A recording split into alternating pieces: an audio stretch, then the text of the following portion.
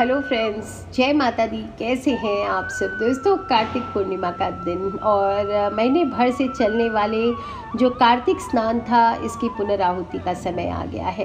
कार्तिक पूर्णिमा के दिन हर किसी को गंगा आदि नदियों में स्नान करना चाहिए।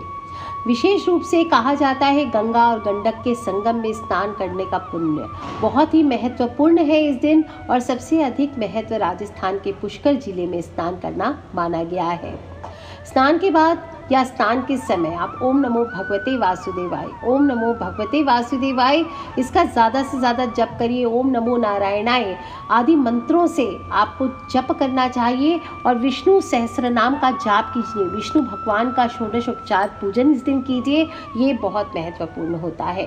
साथ ही साथ आप सभी को मैंने लास्ट वीडियो में बताया कि इस बार कार्तिक पूर्णिमा पर भारी विनाशकारी चंद्र ग्रहण भी लगने वाला है। चंद्र ग्रहण सदैव पूर्णिमा तिथि पर लगता है, जब चंद्रमा और सूर्य ग्रह विपरीत पहलू के साथ राहु केतु के अंतर्गत आते हैं, तब ग्रहण योग का निर्माण हो जाता है। पौराणिक ग्रंथों से अगर जोड़कर देखें इनको, तो सूर्य ग्रहण और चंद्र ग्रहण का संबंध राहु केतु से जोड़कर देखा गया है।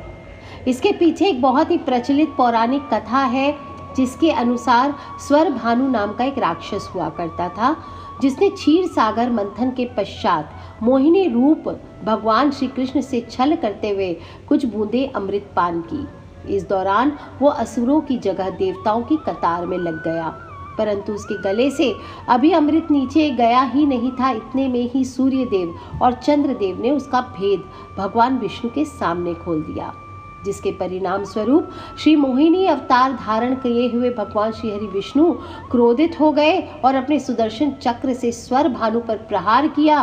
उसके सिर को उसके धड़ से अलग कर दिया, क्योंकि तब तक असुर अमृत पान करने में सफल हो गया था, इसलिए उसके सिर और धड़ सदैव के लिए अमर हो गए। जिसमें से जहां उसका सिर राहु कहलाता है, तो वहीं उसका धड़ केतु माना गया है। और तब से लेकर के आज तक अपनी उसी शत्रुता के चलते हर साल राहु केतु सूर्य और चंद्रमा पर ग्रहण लगाते हैं।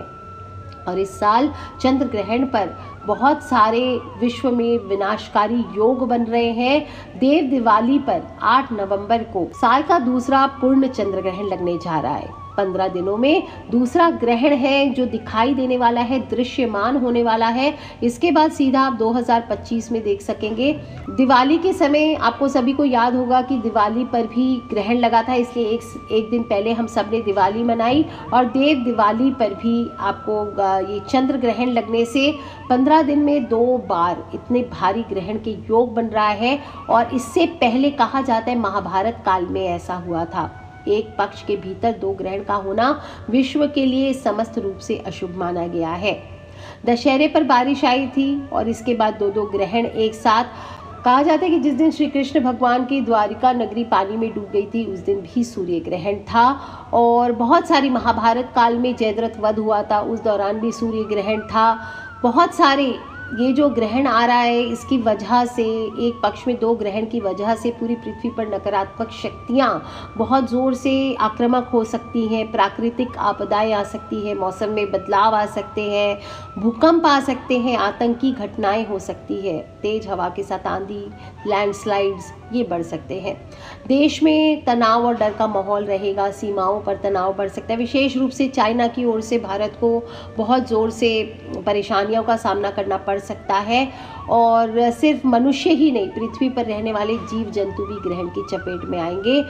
चंद्र ग्रहण पर चांडाल दोष बन रहा है, जिसकी वजह से अकारण डर बना रहेगा पृथ्वी पर। जगह जगह दुर्घटनाएं बढ़ सकती है। औद्योगिक जो विकास है, इंडस्ट्रियल ग्रोथ है, उसमें भी कमी आएगी। साथ ही साथ जो बिजनेस क्लास है, उसके लिए चिंता का विषय बन सकता है। महाभारत कालीन ग्रस्त आस्त सूर्य ग्रहण के बाद ग्रस्त उदित चंद्र ग्रहण का सहयोग 200 साल के बाद ऐसी युति बना रहा है। और 4 ग्रह भी एक साथ वक्रीय हो रहे हैं। मंगल, शनि, सूर्य और राहु एक साथ आमने सामने आ रहे हैं। और भारतवर्ष की कुंडली में देखा जाए तो तुला राशि पर सूर्य, चंद्रमा, बुध और शुक्र की युति बन रही है। इसके साथ ही शनि कुंभ राशि में, पंचम मिथुन राशि में एवं नवम भाव पर मंगल की युति, ये सब मिला करके क्या दिखा रहे हैं। जो लोग समझ पाते हैं उनको बता दूं, ये जबरदस्त विनाशकारी योग बना रहे हैं। विश्व पटल के लिए कहीं से भी अच्छा नहीं है। शनि मंगल के आमने सामने होने से षडाष्टक योग भी बन रहा है, नीच राजभंग योग बन रहा है, प्रीति योग का निर्माण हो रहा है। और इस साल ये आखिरी चंद्रग्रहण मेष राशि पर लग रही है। मेष राशि वालों को विशेष रूप से सावधानी बरतनी पड़ेगी। बाकी भी कुछ राशियां हैं, इन पर चंद्र ग्रहण का अशुभ परिणाम देखा जा सकता है। जान लेते हैं कि ग्रहण कब लग रहा है। तो ग्रहण की शुरुआत दोपहर को 2:41 से हो रही है और इसका मोक्ष शाम को 7:26 पर हो रहा है। भारत में चंद्र ग्रहण चंद्र उदय के साथ शाम को 5:35 पर देखा जा सकेगा। उसके पहले उजाला रहेगा तो दिखाई नहीं देगा। भारत में इस ग्रहण का मध्य 6:19 पे और मोक्ष शाम को 7:26 पर होगा। सूतक आपका चंद्र ग्रहण है तो 9 घंटे पहले लग जाएगा, यानी सुबह 9:21 पर सूतक काल लग जाएगा। और चंद्र ग्रहण मेष राशि में होगा और आपके टाइम जोन्स के अनुसार आप देख सकते हैं कि सूतक कब लगेगा। तो आप अपने अपने टाइम के अकॉर्डिंग चेक कर सकते हैं गूगल पर कि आपके एरिया में ग्रहण कितने बजे लगेगा। उसके 9 घंटे पहले आप सूतक कैलकुलेट कर सकते हैं। बेसिकली ये चंद्र ग्रहण ऑस्ट्रेलिया में, एशिया में, दक्षिण और उत्तर अमेरिका यानी कि साउथ एंड नॉर्थ अमेरिका में, उत्तरी पूर्वी यूरोप में, पैसिफिक ओशन यानी प्रशांत महासागर में, अटलांटिक महासागर, हिंद महासागर यानी इंडियन ओशन के अधिकांश भागों में दिखाई देगा। और भारत में विशेष रूप से कोलकाता, सिलीगुड़ी, पटना, रांची, गुवाहाटी जो नॉर्थ ईस्ट जोन है यहाँ पर विशेष रूप से दिखाई देगा। नॉर्थ जोन में श्रीनगर से लेकर साउथ में बेंगलोर तक आंशिक रूप में दिखाई देगा। यानी देखा जाए तो पूरे भारत पर इसका असर कहीं ना कहीं ज़रूर पड़ेगा। प्रलयंकारी ग्रहण है और भूखमरी फैला सकता है, कोरोना जैसी महामारी फैला सकता है। इस दौरान लोगों के गहन शारीरिक मानसिक तनाव से त्रस्त होने का भी अंदेशा है। तो मानवता के लिए घोर संकट का समय है। दूसरे इसका प्रभाव तुरंत ख़त्म नहीं होगा, 7 से 9 महीने तक इस ग्रहण का प्रभाव रहने वाला है। इसलिए अनिष्ट टालने के लिए क्या करना है, अब डरना नहीं है कि भाई गुरु माँ ने बोला है या मैम ने बोला है कि इस तरह का प्रलयंकारी ग्रहण आ रहा है तो सब डर के बैठ जाएंगे। नहीं, हमारे जो शास्त्र हैं इनमें मंत्रों का विधान बताया गया है, यंत्रों का विधान बताया गया, यज्ञों का विधान बताया गया है। जो आप करेंगे तो ये विश्व को बचाया जा सकता है। इस चंद्र ग्रहण का कौन सी राशि पर क्या असर पड़ेगा, कॉमन उपाय भी बताऊंगी, लेकिन पहले राशि अनुसार बता देती हूँ। अवश्य कीजिए, आपके ऊपर बुरे प्रभाव बहुत हद तक कम होंगे। चंद्र ग्रहण का प्रभाव बहुत आर्थिक नुकसान दे रहा है और किसी भी दोस्त या रिश्तेदार को आर्थिक मदद देने से बचना चाहिए। संतुलन बनाए रखने और स्पष्ट संचार, जो भी आप बात करते हैं क्लियर कट बात कीजिए, किसी से भी बात करते हैं। और मेहनत करने वालों के जीवन में चंद्र ग्रहण के प्रभाव से आर्थिक संपन्नता जरूर आएगी, धन लाभ होंगे। अगर आप मेहनत करेंगे आपको लाइफ में बिल्कुल आगे दिखाई दे रहे हैं। थोड़ा सा कठिन समय है क्योंकि मेष राशि को अग्नि तत्व की राशि माना गया है और आपकी राशि के स्वामी मंगल हैं। तो माना जा रहा है कि इस साल का जो चंद्र ग्रहण है ये आपके मंगल को छेड़छाड़ करेगा, यानी क्रोध में अधिकता लेकर के आएगा, ब्लड रिलेटेड प्रॉब्लम्स कर सकता है। तो आपको क्या करना चाहिए, एक तो हनुमान जी की पूजा आपको करनी चाहिए। सुंदर कांड का पाठ नियमित रूप से मंगलवार कर सकते हैं या आप सुन भी सकते हैं। तो मंगलवार को सुंदर कांड का पाठ कीजिए और ग्रहण जब समाप्त हो जाएगा तो आपको इसके बाद कम से कम 1.25 किलो चावल का दान अवश्य करना चाहिए, किसी भी गरीब को कीजिए। और एक तेल का दिया हो सके तो हनुमान जी के सामने आपको जलाना चाहिए। इस प्रकार से आप चंद्र ग्रहण से निपट सकते हैं, चंद्र ग्रहण के बुरे प्रभावों से आप निपट सकते हैं। और दूसरी राशि है वृषभ राशि। चंद्र ग्रहण का प्रभाव आपकी राशि पर भी बहुत ज़्यादा पड़ रहा है, प्रथम भाव को प्रभावित कर रहा है। आप उदास हो सकते हैं, तनावग्रस्त हो सकते हैं, अज्ञात भय आपको परेशान कर सकता है। और सुनिश्चित करें कि आप अपनी पसंद की चीज़ों में खुद के टाइम को स्पेंड करें, शांत रहें, वाद विवाद से बचने की कोशिश करें। जो लोग मैरिड हैं उनके वैवाहिक जीवन में थोड़ी उथल पुथल हो सकती है। बाकी फिनेंशियल लाभ की संभावना दिखाई दे रही है। आपको गर्म कपड़ों का दान, जैसे कंबल आदि का दान करना चाहिए, ये उत्तम है।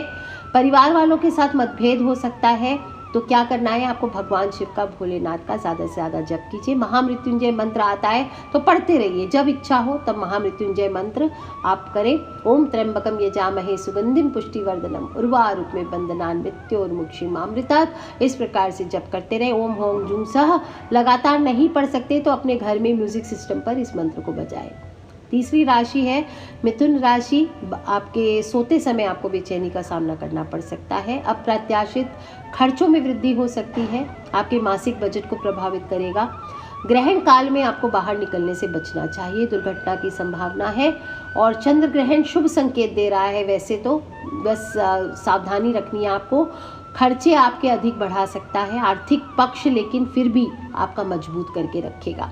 शत्रुओं पर विजय प्राप्त कराएगा आपको मूंग की दाल का दान करना चाहिए। ग्रहण की अशुभ प्रभाव की वजह से मानसिक समस्याओं का सामना करना पड़ सकता है, तो इस दौरान ज़्यादा से ज़्यादा ओम नमो नारायणाय नमः, क्या बोलेंगे, ओम नमो नारायणाय नमः, इस मंत्र का जप करते रहिए। चौथी राशि है कर्क राशि। बहुत ही आपके लिए बेनिफिट लेकर के आ रहा है। भाग्य भाव प्रबल होंगे, अचानक किसी योग लाभ के योग बन रहे हैं, शुभ समाचार मिल सकता है।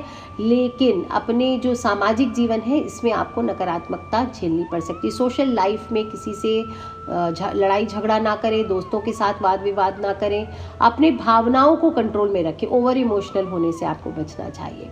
इस साल के अंत तक आपको ऐसी खबर मिलेगी कि आपके परिवार को बहुत खुशियां मिलेगी। फिजूल खर्ची से धन हानि की संभावना है, पैसा बचा कर रखें। आपको चावलों का दान करना चाहिए। बेतहाशा खर्च में वृद्धि हो रही है, तो इसे रोकने के लिए आपको चंद्र ग्रहण के बाद सफ़ेद चीज़ों का दान कीजिए जो आपके बजट में हो। आप चाहे तो एक मुट्ठी मिश्री का ही दान करें, उससे कोई लेन देन नहीं, पर दान जरूर करें। बात कर लेते पांचवी राशि सिंह राशि। शुभ सूचना मिलेगी, लाभ और उन्नति के योग दे रहा है। जो लोग जॉब्स के लिए बहुत दिनों से ट्राई कर रहे थे, प्रयासरत थे, उनको सफलता मिलेगी। जो व्यापारी वर्ग है उनको इतना अच्छा नहीं है, उनके लिए हो सकता है थोड़ा मोड़ा नुकसान हो सकता है। और व्यक्तिगत और व्यावसायिक जीवन में थोड़ा सा असंतुलन पैदा कर सकता है। तो कोई भी गलत कदम उठाने से, पर्सनल रिलेशन में, दुकान अगर आपकी लेट सपोज दुकान है तो आपको अपना दुकान का क्रोध ला करके घर पर नहीं डालना है, इस बात का ध्यान रखें। दोनों को मिक्स ना करें, अपनी पर्सनल लाइफ और प्रोफेशनल लाइफ को। जो लोग भी मैरिड है, ऐसा करने से आपकी डिवोर्स तक की नौबत आ सकती है। तनाव मुक्त रहें, शांत रहने का प्रयास करें। गेहूं का दान करने की सलाह आपको दी जाती है। और अगर आदित्य हृदय स्तोत्र का पाठ आता है तो वो कीजिए, नहीं तो सूरज भगवान को जल आप ज़रूर नियमित रूप से ऑफर कीजिए, या फिर आप आदित्य हृदय स्तोत्र का पाठ मोबाइल पर भी सुन सकते हैं। गरीबों को अनाज का दान करें। बात कर लेते हैं दोस्तों हम कन्या राशि वालों की। छठी राशि है कन्या राशि। आपके लिए अगर जीवन में रोग और कष्ट बहुत ज़्यादा थे तो सतर्क रहें और बढ़ सकता है। आर्थिक परेशानियां भी बढ़ने की संभावना है। आपको किसी धार्मिक स्थल पर जाना चाहिए, थोड़ा सा यात्रा कीजिए किसी धार्मिक स्थल की। इससे आपके अंदर के, आपके शरीर की नकारात्मक ऊर्जा कुछ हद तक बाहर आएगी। अगर आप आउट ऑफ इंडिया जाना चाह रहे थे, जिसे वीज़ा वगैरह नहीं लग रहा है आपका, या कोई भी आप अब्रॉड जाना चाहते हैं स्टडीज़ आदि के लिए, तो ये समय अच्छा है। आपको 3 से 4 महीनों में, अगले 3 से 4 महीनों में आपके वीज़ा की योग बन सकते हैं। तो अगर जाना चाह रहे थे, बहुत दिन से ट्राई कर रहे थे, नहीं हो रहा था, तो ये चंद्र ग्रहण आपके लिए पॉजिटिव लेके आया है समय। हरे रंग का चारा आपको गौ माता को खिलाना चाहिए। दुर्गा सप्तशती का पाठ करें। दुर्गा माँ के मंत्रों का जप कीजिए, ओम दुम दुर्गाय नमः। ये आपके लिए बुरे प्रभाव कम करने में सहायक होंगे। आप चाहे तो हनुमान चालीसा भी कर सकते हैं। ग्रहण के वक्त हनुमान चालीसा सुने, ये आपके लिए बेस्ट होगा। बात कर लेते दोस्तों हम तुला राशि वालों की। आपके लिए व्यर्थ की चिंताएं हो सकता है, आ सकती है। आपके लिए फिजूल खर्ची बढ़ सकती है। स्वास्थ्य में उतार चढ़ाव देखा जा सकता है। मैरिड है, संतान है, तो संतान की ओर से परेशानियां आ सकती है। लेकिन इन सब के बावजूद, नेगेटिव इफेक्ट्स के बावजूद, आप अगर कहीं इन्वेस्टमेंट करने में आप बहुत ज़्यादा इंटरेस्टेड थे तो ये सही समय है, आप इन्वेस्टमेंट कर सकते हैं और इससे आपको अप्रत्याशित लाभ की प्राप्ति अवश्य होगी।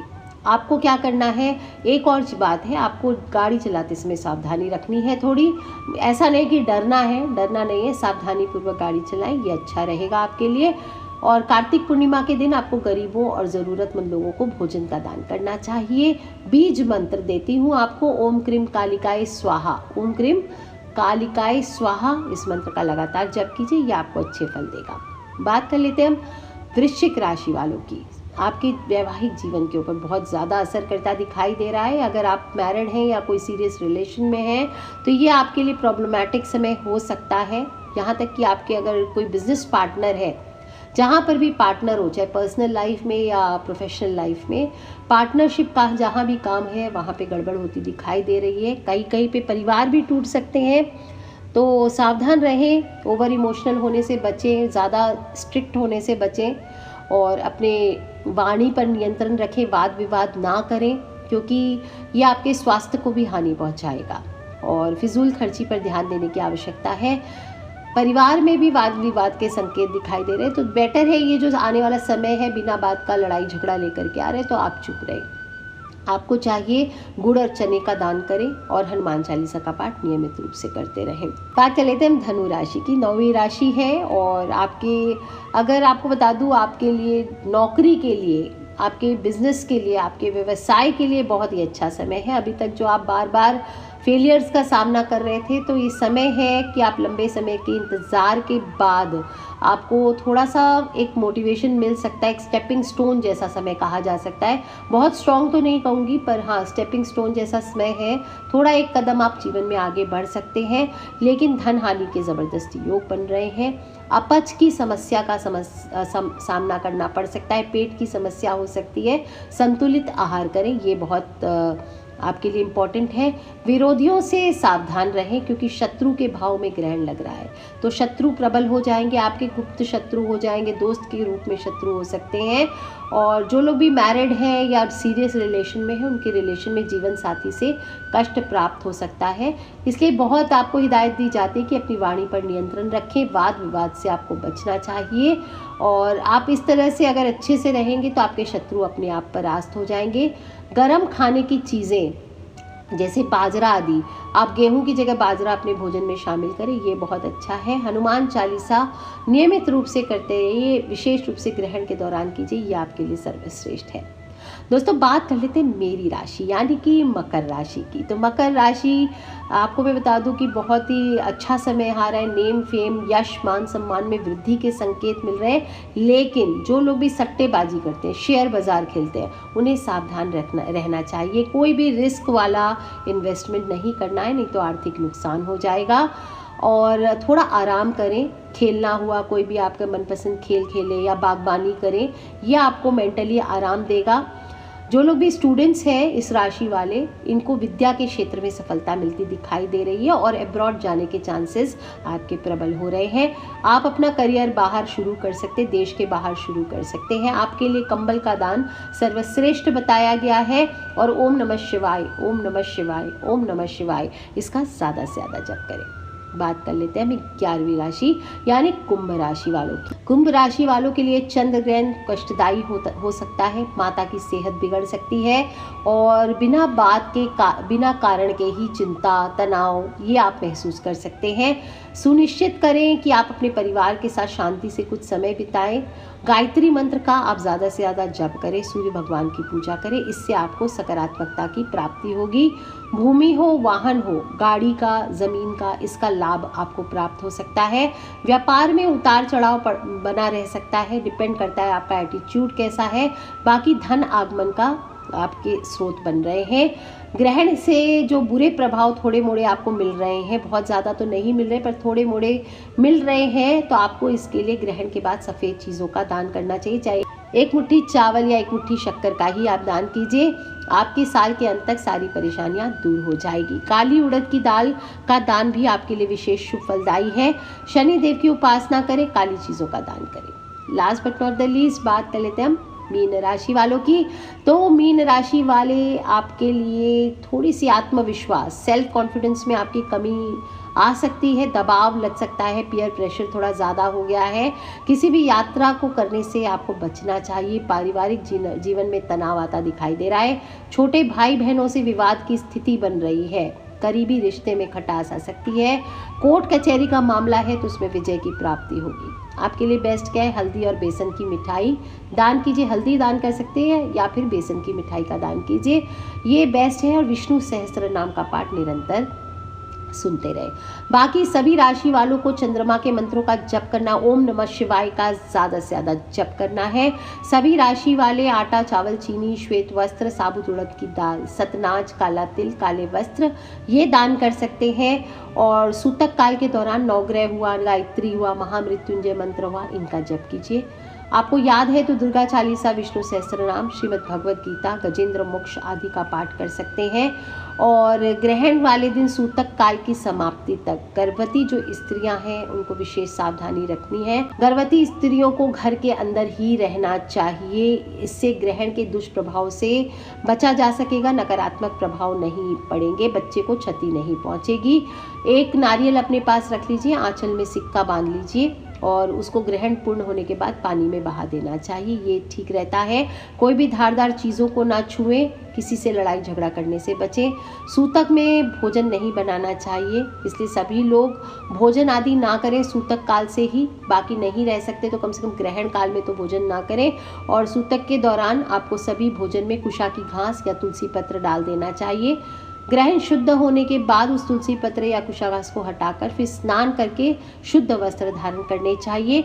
और चंद्रमा का शुद्ध प्रतिबिंब देख करके एक लोटा जल आपको ओम सोम सोमाय नमः, ओम चंद्रमसे नमः ये बोलते हुए ओम नमः शिवाय का जप करते हुए अर्पित करना चाहिए। इससे सभी राशि वाले बुरे प्रभाव से बचेंगे। और ध्यान रखें दोस्तों, बाकी 5 चीज़ें मैंने पिछला वीडियो आप सुन लीजिए, बहुत सारी बातें उसमें बताई है मैंने, क्या क्या आपको दान करना चाहिए, कौन सी राशि वालों को, उसमें भी आप सुन सकते हैं। किन किन दान से बचना चाहिए वो भी आप सुन सकते हैं। तो अगर अभी तक आपने नहीं सुना है तो प्लीज़ उस वीडियो को भी जाकर ध्यान से सुन ले।